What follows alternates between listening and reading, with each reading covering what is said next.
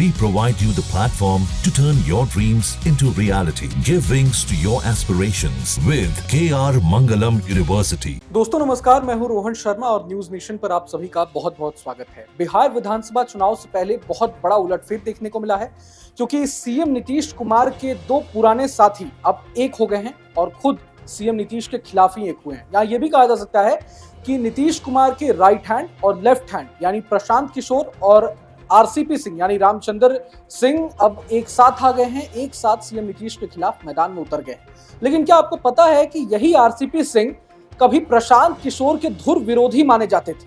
तो आखिर ऐसी कौन सी नौबत आ गई कि आरसीपी सिंह को अपनी पार्टी आशा का प्रशांत किशोर की पार्टी जनसुराज में विलय करना पड़ गया?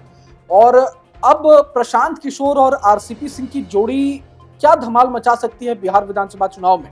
ये पूरी कहानी जानने के लिए वीडियो में अंत तक बने रहिए। जेडीयू में कभी एक साथ रहकर एक दूसरे का विरोध करने वाले आरसीपी सिंह और प्रशांत किशोर के एक होने पर सियासत शुरू हो गई है। बिहार विधानसभा के नेता प्रतिपक्ष तेजस्वी यादव ने तो पूरे घटनाक्रम के पीछे बड़े खेल की तरफ इशारा किया है।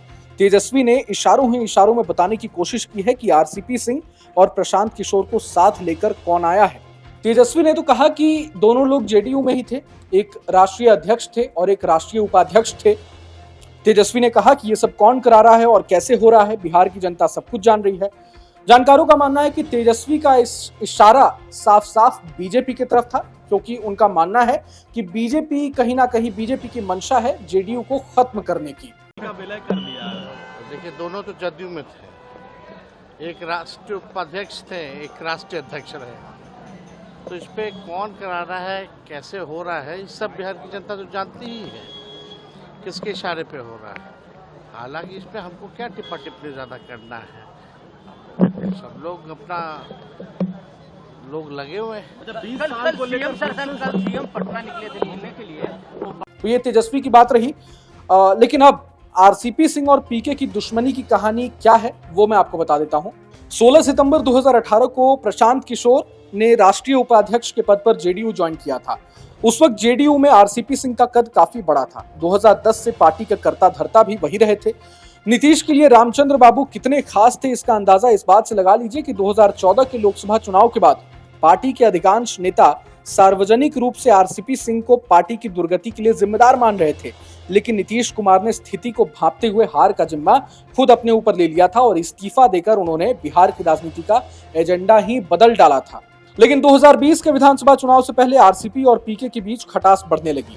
प्रशांत किशोर भी अपने लिए बड़ी जिम्मेदारी चाहते थे, लेकिन मार्च 2019 में खुद प्रशांत किशोर ने ही एक ट्वीट करके जेडीयू में अपनी भूमिका पर सवाल उठा दिया था। असल में प्रशांत किशोर ने ट्वीट करके बताया था कि 2020 विधानसभा चुनाव को लेकर पार्टी के चुनाव प्रचार और प्रबंधन की जिम्मेदारी पार्टी के वरिष्ठ नेता रामचंद्र प्रसाद सिंह के मजबूत कंधों पर है और उनकी यानी खुद पीके की भूमिका फिलहाल राजनीति के शुरुआती दौर में भूमिका सीखने और सहयोग करने की है। जानकारों का मानना था कि पीके ने यह ट्वीट जानबूझकर सार्वजनिक करके एक तरह से स्वीकार किया था कि पार्टी सुप्रीमो नीतीश कुमार ने उन्हें इस चुनाव में कोई काम नहीं दिया है। चुनाव प्रचार से लेकर प्रबंधन तक का सारा जिम्मा आरसीपी सिंह के ही कंधे पर था। 2020 के विधानसभा चुनाव करीब आते आते ये खटास और ज्यादा बढ़ने लगी थी। नीतीश कुमार के ये दोनों दिग्गज पहली बार नागरिकता कानून पर आमने सामने आए। दोनों की लड़ाई इस कदर बढ़ गई कि जेडीयू महासचिव आरसीपी सिंह ने अपनी ही पार्टी के उपाध्यक्ष प्रशांत किशोर को अनुकंपा पर आए नेता करार दिया था। उस वक्त आरसीपी सिंह ने प्रशांत किशोर पर निशाना साधते हुए यहां तक कह दिया था कि पार्टी में अभी भी अध्यक्ष का चुनाव हुआ है और इसका मतलब कार्यकारिणी भंग हो चुकी है। ऐसे में प्रशांत किशोर उपाध्यक्ष नहीं है और उनके पास पार्टी से बाहर जाने का रास्ता खुला हुआ है। इन दोनों नेताओं की दूसरी लड़ाई शुरू हुई चुनावी मुद्दे और चुनावी अभियान को लेकर। आरसीपी सिंह कहीं ना कहीं नीतीश कुमार के 15 साल के कार्यकाल पर चुनाव लड़ना चाहते थे। वहीं प्रशांत किशोर का मानना था कि चुनाव भविष्य को लेकर लड़ा जाता है। तो ये दूसरी लड़ाई इन दोनों के सामने आई। काफी बयानबाजी भी एक दूसरे के खिलाफ इन लोगों ने की थी।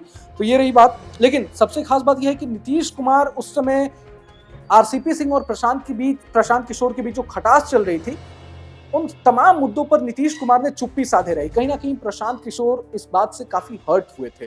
तो ये तो रही आरसीपी सिंह और पीके के बीच खटास की। लेकिन असली कहानी और आपको बताता हूं। पीके के खिलाफ जब सीधे पार्टी के प्रवक्ता नीरज कुमार ने बयान देना शुरू किया और एक नहीं लगातार 3 दिनों तक उन्होंने पीके के ऊपर लगातार हमले किए थे, उनकी आलोचना की, तो पीके को यह भ्रम नहीं रहा कि यह सब कुछ नीतीश कुमार की सहमति से हो रहा है। क्योंकि अगर नीतीश को कोई चीज पसंद नहीं होता तो साफ साफ जेडीयू में ये हमें देखने को मिला है कि प्रवक्ताओं को यह संदेश दे दिया जाता है कि वे चुप्पी साधे रहें।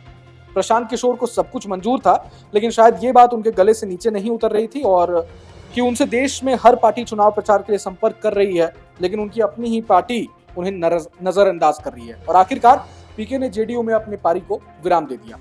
लेकिन अब वक्त काफी बदल चुका है। पीके और आरसीपी सिंह दोनों ही मिलकर नीतीश कुमार को ही सत्ता से हटाने की कोशिश कर रहे हैं।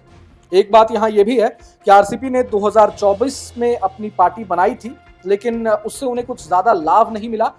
हो सकता है यह भी वजह है कि कहीं ना कहीं जन सुराज में वो शामिल हुए, अपनी पार्टी का विलय कर दिया। हो सकता है उन्हें लग रहा हो कि जन सुराज जरूर 2025 के विधानसभा चुनाव में बिहार में कोई धमाल मचाने जा रही है, तो ये बड़ी बात है। आरसीपी सिंह के जनसुराज ज्वाइन करने पर पीके ने क्या कहा, यह भी आपको बता देता हूं। प्रशांत किशोर ने कहा कि लालू और नीतीश जब साथ में आए थे, उसके पहले आरसीपी सिंह और पीके साथ में आए थे। उन्होंने कहा कि आरसीपी को पुराना सामाजिक अनुभव है, प्रशासनिक अधिकारी के तौर पर तो है ही, राजनीतिक संगठन का भी अनुभव है। आरसीपी सिंह के साथ आने का फायदा जनसुराज को मिलेगा।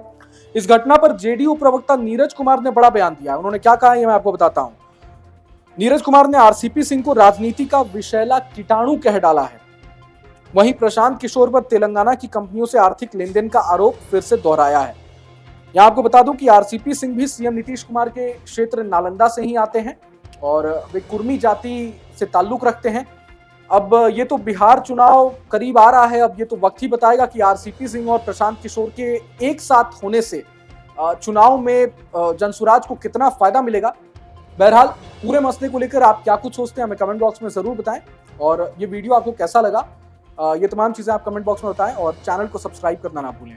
बहरहाल नमस्कार।